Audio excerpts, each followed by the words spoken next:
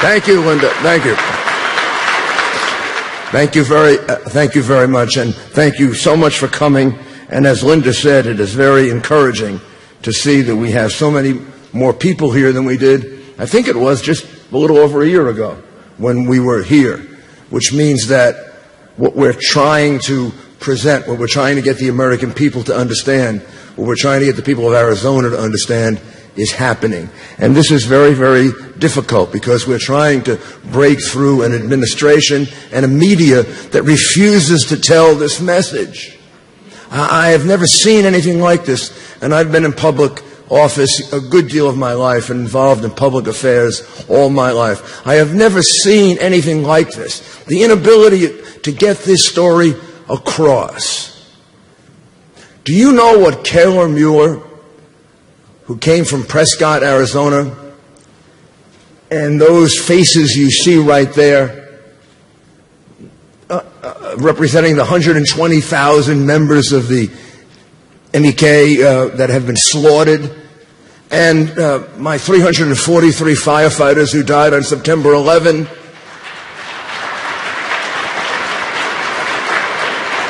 and my 2,700 citizens, innocent people who died on September 11, and the soldiers at Fort Hood, or the Jewish people who were just sitting there being shot and killed just a few weeks ago in France because they're Jewish. You know what they all have in common? They have in common a movement the President of the United States will not recognize.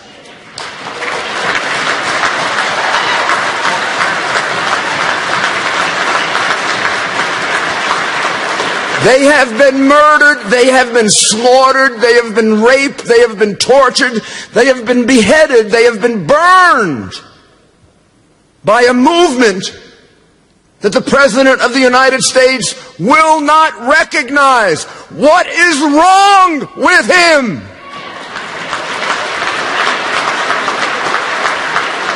Is there no passion? Isn't there no passion for the lives of these innocent people? Isn't there no caring for them? I agree it's diverse. I agree it has many forms. Al-Qaeda, ISIS, Al-Qaeda in Yemen, self-generated jihadists like the Boston Marathon killers. But it's connected. It's connected by two things. It's connected by a common ideology, which is the misuse of the Islamic religion for the purpose of defending the slaughter and desecration of human beings. And it's united by one other thing: money and support from the regime of Iran. Those are the two things that connect it. And our president is sitting down and negotiating with the regime of Iran. Iran has probably been responsible for more American deaths than any singular terrorist group. It is undisputably the largest supporter of terrorism in the world. It just, once again, we found out was responsible for the murder of all of those Jewish people in Argentina back in 1994. We will never forget the American hostages that were held by the Iranians. It seems to me President Obama has forgotten it. I haven't forgotten it. I remember every day of it.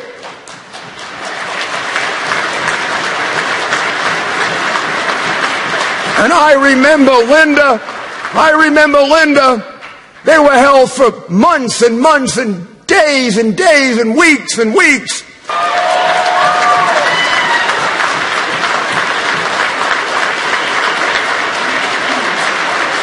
Well, once again, they are looking into weak eyes, the eyes of our president,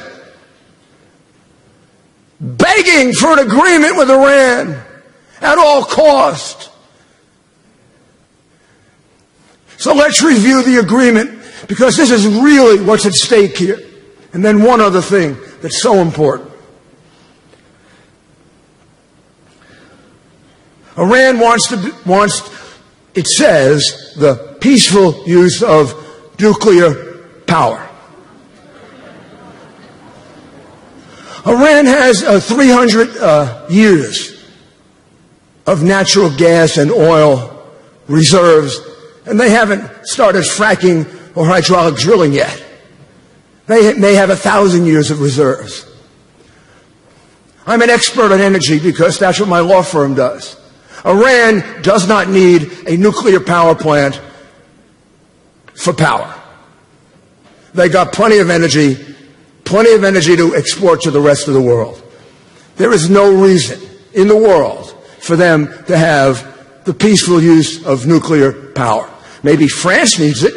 Maybe countries without natural resources need it. But Iran doesn't need it. So why have they been doing this? They've been doing this because they want to become a nuclear power. Not only that, they have written that, they have said that, they have described that. The president reformer who runs Iran, Rouhani, in 03 and 05, continued to enrich uranium while they had a standstill agreement with us. He did it secretly and bragged about it, and we're negotiating with him. This is like playing poker with a guy who cheated you twice before. You know who does that? A moron.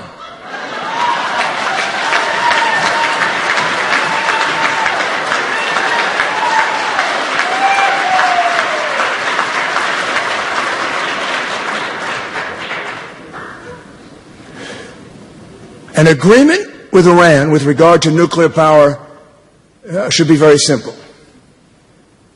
Iran should not be allowed to have any form of nuclear power.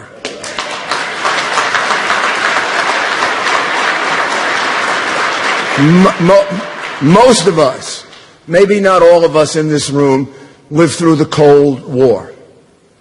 Those of us in the Reagan administration certainly remember it.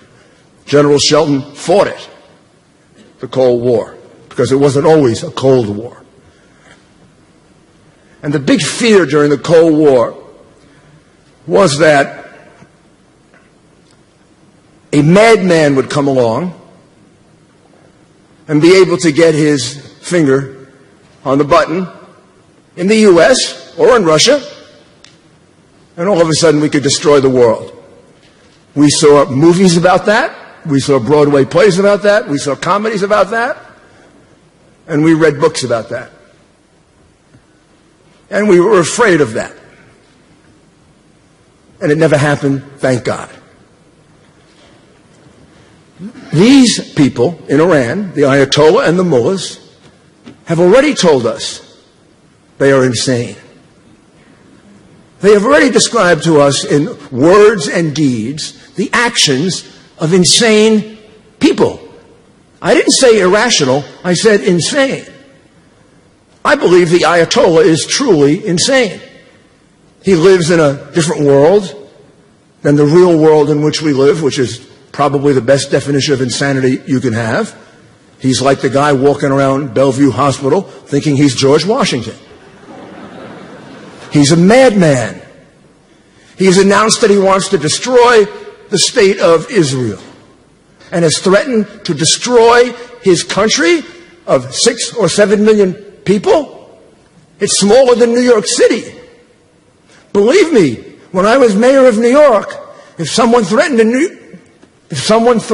to destroy New York City, I would go anywhere, any place, any time, and I wouldn't give a damn what the President of the United States thought, to defend my country. That is a patriot.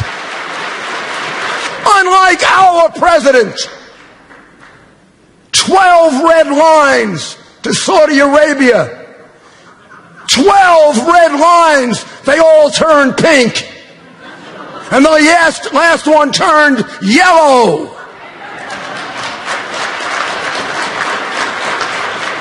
He backed down to Assad 12 times. You don't think that had a connection to what Putin did in Crimea? If you don't understand world history, you don't understand world diplomacy, and you don't understand power politics. Putin looked one time at Obama and he said, I can take advantage of this man because he is weak.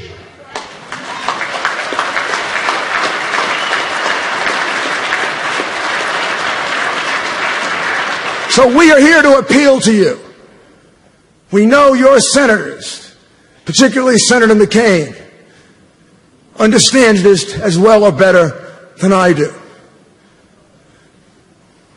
President of the United States should not be allowed to reach an agreement with Iran without presenting it to the United States Congress.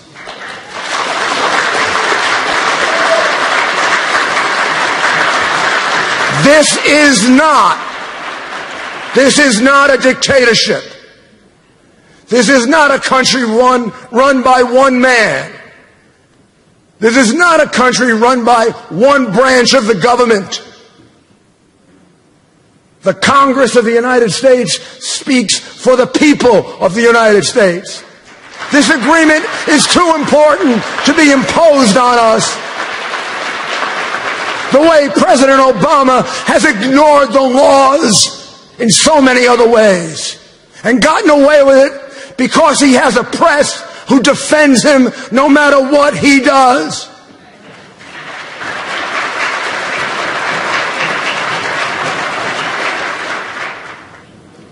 The second thing we cannot forget, and many of you who have been involved in this for a long time know about this, and many of you don't.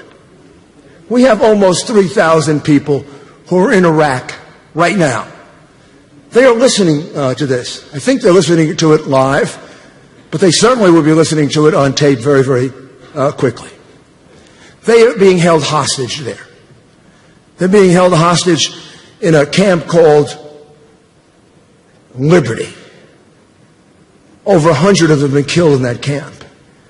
It is a concentration camp. Now, you say, well, my goodness, this is going on all over the world, and there are many situations like the one I've just described, of people who are being tortured and people who are being treated horribly. But there's something different about these 3,000 people. Each one of them has a piece of paper signed by a member of the American military at a high level, giving them the protection of the Geneva Convention and the United States. They did that in 2003 when they laid down their arms to protect themselves so that they would be protected by the United States military. To me, and I know to your senator, because he and I have talked about this, Senator McCain, this is a solemn pledge. Not of one general or colonel, not of one president or the other, but of the United States of America. Each one of these people is in possession of such a piece of paper, and we have dishonored it. We've left him there. If this was an administration and a president who truly understood what it meant to be an honorable man and an honorable president, that piece of paper would be vindicated. That piece of paper would be honored. Instead, it is being ignored because he is so stupidly trying to reach an agreement with Iran. He wants nothing to stand in the way of it. So far, 100 people at least have been killed because of that stupidity. All the President of the United States has to do is send 5 or 6, or the general could probably figure it out better, 7 airplanes to Baghdad with appropriate troops, say, get the hell out of the way, and take all those people, put them on a plane, and bring them to... This is not a big thing to do. And we're leaving them there to get killed and to be sitting ducks. And it's because the president is so desperate to make an agreement that finally is against our interests in any way. And if we are not going to live up to our word of protecting them by taking them out of there because we granted them asylum status. If we're not going to do that, then let's give them the arms to defend themselves.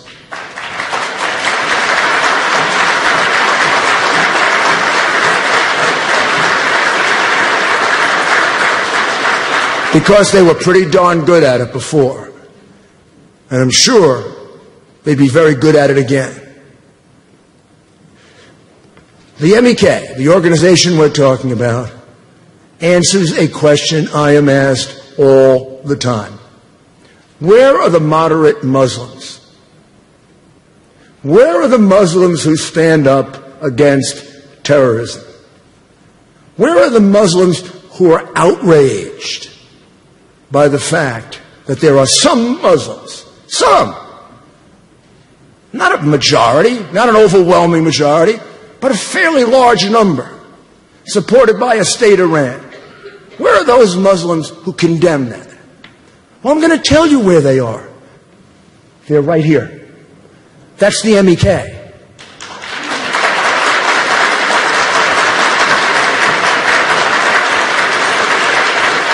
Organization, the interim president of that organization is a woman. You saw those pictures of those gatherings, I believe it was in Paris. 100,000 people showed up in Paris. This is not a small organization. General Shelton and I have been before hundreds of thousands of displaced Iranians who are ready to take their country back. And here's their platform. Here's their charter. Here's their constitution. It's going to sound awfully familiar. They believe in free elections. They don't want to control Iran. They want the Iranian people to have an election in which the leader of Iran is freely elected. They want an Iran that is dedicated to religious freedom, safety for Jews and Christians, safety for Muslims who may not want to practice their faith, or Muslims who may want to practice their faith in a different way than other Muslims. They want an Iran that gives women equal rights with men.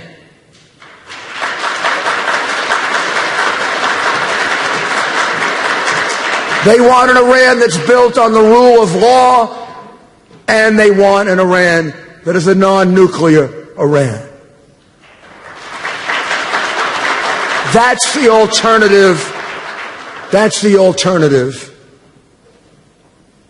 to the Islamic fundamentalist extremists. President Obama should embrace them.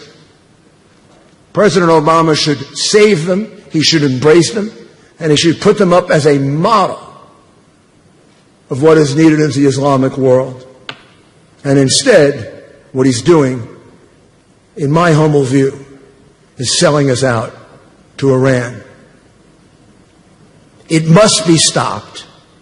It has to be stopped. Our last resort is our Congress. But you know something? Our Congress is always our last resort, because it is our Congress that represents our people. And I implore our Congress to stop this weak president for doing things that will be so difficult to reverse that even if the next president were a Ronald Reagan, it might be difficult to reverse. After all, we are never going to bring Kayla Mueller back to life. And we are never going to bring those people there back to life. And I am never going to have my 10 close friends that I lost on September 11, who were killed by Islamic extremist terrorists. I'm never going to have them ever again. We can't bring them back, but we can make sure there aren't more of them. This president isn't doing it.